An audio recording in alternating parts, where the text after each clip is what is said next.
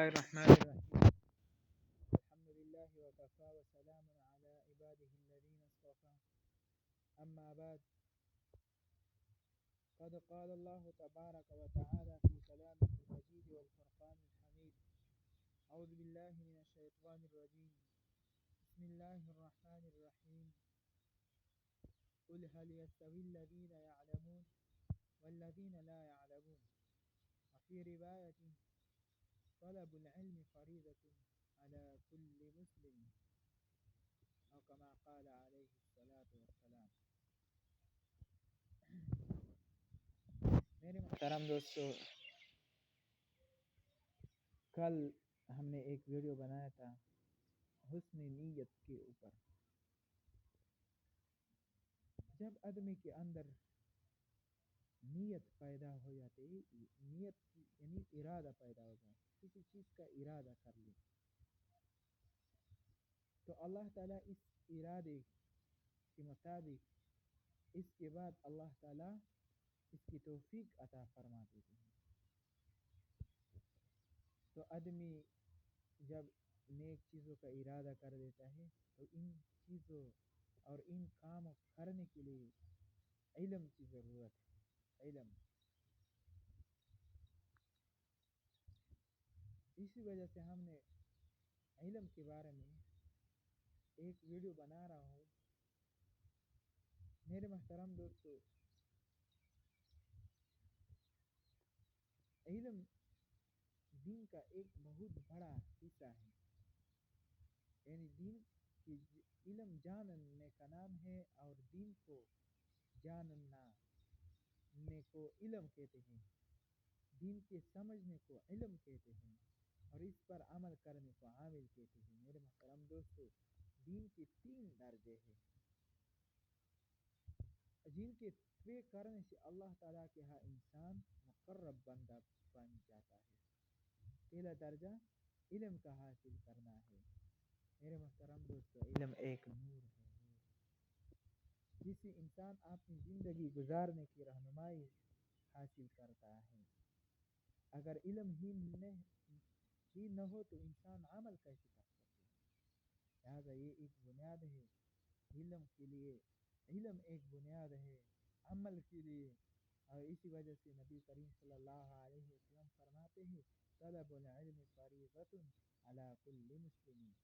یعنی علم حاصل کرنا ہر مسلمان پر فرض ہے، خواہ وہ مرد ہو یا عورت ہو. اس کا یہ مطلب ہے کہ ضروریات دین کا علم حاصل کرنا تو ہر ایک پر لازم ہے، البتہ اس کی تفصیلات کا حاصل کرنا فرض کفایہ ہے. یعنی اجمالی طور پر مختصراً جو علم ہوتا ہے ان کو حاصل کرنا یہ فرض ہے، اور ان کی تفصیلات کو حاصل کرنا یہ فرض کفایہ ہے. یعنی علاقے میں، معاشرے میں، محلے میں کچھ ایسے لوگ موجود ہو جن کے پاس اتنا علم ہو کہ علم کی تفصیلات ان کے ساتھ یعنی مفصل طور پر فقہی مسائل پر جاننے والا ایک عالم موجود ہو، تو ان سے آپ سب معاشرے والے یا ماحول والے جو لوگ ہوتے ہیں نا، محلے والے، یعنی محلے والے جو لوگ ہوتے ہیں نا، ان پر علم حاصل کرنا فرض کی تو نہیں ہے.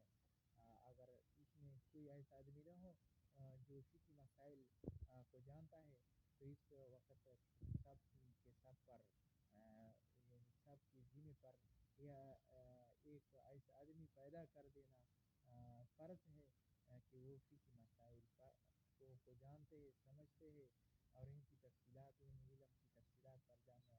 اور جو عام طور پر علم ہوتے ہیں، ہمارے 24 گھنٹے کی زندگی گزارنے کے لیے جو علم ضروری ہے، ہم حلال حرام کی اندر صرف اتنا ہم کو معلومات ہو کہ یہ کام ہمارے لیے حرام ہے، یہ ہمارے لیے حلال ہے، اتنا بس ہم کو یعنی سمجھتے ہیں کہ ہمارے لیے یہ حلال ہے، یہ حرام ہے. اتنا علم حاصل کرنا ہمارے اوپر کیا ہے؟ فرض ہے، فرض عین ہے. اور اس کے باوجود اس کے بعد جو علم ہوتے یعنی علم کی تفصیلات کی کس وجہ سے ہمارے اوپر حرام ہے، یہ کس وجہ سے سود ہمارے اوپر کیوں حرام ہے، کیونکہ اللہ تعالیٰ نے قرآن مجید میں ان سے منع فرمایا ہے سود کرنے کی والوں کے لیے اللہ تعالیٰ نے اعلان جنگ فرمایا ہے۔ تو اس وجہ سے ہمارے لیے لازم ہے کہ ہمارے اندر علم ہو اور علم کا یہ نور ہو۔ جب علم کا یہ نور موجود ہو تو ہمارے اندر عمل پیدا ہو جاتا ہے۔ تو میرے محترم دوستو، علم کا پہلا درجہ یہ ہے کہ کچھ ضروریات دین حاصل کرنا ہمارے اوپر ہر مسلمان پر فرض اور لازم ہے۔ دوسرا درجہ علم پر عمل کرنا ہے، یعنی علم جب کر لے تو اس کے لیے عامل بننا لازمی ہے۔ لہذا اللہ تعالیٰ نے ہم کو جو علم دیا ہے اس پر ہم عمل بھی کر لیں۔ اور حدیث شریف میں آتا ہے من عمل بما علم ورثه اللہ علما ما لم يعلم، یعنی جو لوگ اپنے علم پر عمل کرتا ہے اللہ تعالیٰ اسے علم وہ علم عطا کرتا ہے جو نہیں جانتا ہے، یعنی اللہ تعالیٰ مزید بڑھاتا ہے جب آدمی علم پر عمل کرتا ہے، نماز کو صحیح واجبات سنن سب کچھ کی خیال رکھتا ہے، اس پہ عمل کر دیتا ہے تو اللہ تعالیٰ ان کی علم کو اور بڑھا دیتے ہیں۔ اسی وجہ سے اللہ تعالیٰ ہمارے اندر یہ داعیہ پیدا فرمائے کہ ہم علم پہ عمل بھی کر لیں۔ تیسرا درجہ اخلاص کا ہے، یعنی جو کوئی عمل کر لے صرف اور صرف مقصود اللہ کی رضا ہو، اور یہ سب سے مشکل مرحلہ ہے میرے محترم دوستو۔ عمل کر لینا آسان ہے لیکن اس کے معیار کے مطابق عمل کرنا جو اللہ رب العزت کو پسند آ جائے یہ انتہائی مشکل کام ہے میرے محترم دوستو، یہ بہت مشکل کام ہے۔ اسی وجہ سے بعض اللہ والے کے بارے میں آتے ہیں کہ وہ راتوں کو اللہ کے لیے تہجد کر دیتے ہیں اور راتوں شب بیداری کرتے ہوئے اللہ کے ہاں میں روتے ہیں، لیکن جب صبح ہوتا ہے تو وہ کہتے ہیں ما عبدناک حق عبادتی وما عرفناک حق معرفتی، یا الہ العالمین میں نے ساری رات تہجد کی نماز پڑھنے میں گزار دیتے تھے، اور پھر صبح کے وقت جب ہوتے ہیں میں نے یا اللہ آپ کی عبادت کا جو حق تھا ہم نے ان کو ادا نہیں کیا، اور جو آپ کی معرفت کا حق تھا ان کو اے اللہ میں نے صحیح طور پر ادا نہیں فرمایا۔ اور اسی طرح اللہ تعالیٰ قرآن مجید میں فرماتے کانوا قلیلا من اللیل ما یہجعون وبالاسحار هم یستغفرون، ایسے لوگ ہیں کہ رات کو کم سویا کرتے تھے اور سحری کے وقت مغفرت مانگا کرتے تھے۔ یا اللہ ہم نے جو رات گزاری ہے اے الہ العالمین کہیں ایسے نہ ہو کہ ہم نے آپ کی بے ادبی فرمائے ہو، یا اللہ ہم نے ایسی عبادت نہیں کی ہو جس عبادت پر اللہ تم راضی ہو جاتے ہیں۔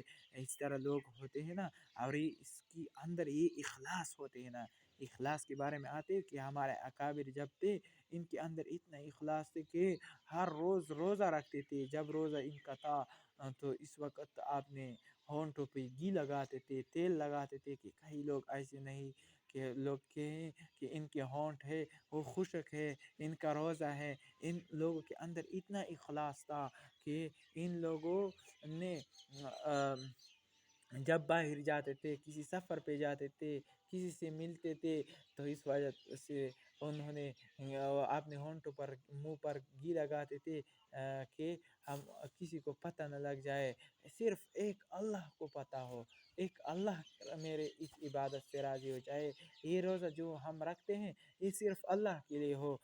تو میرے محترم دوستو، ہمارے اندر جب یہ تینوں چیزیں آ جائے تو ہم اللہ کے مقرب بندے بن سکتا ہوں۔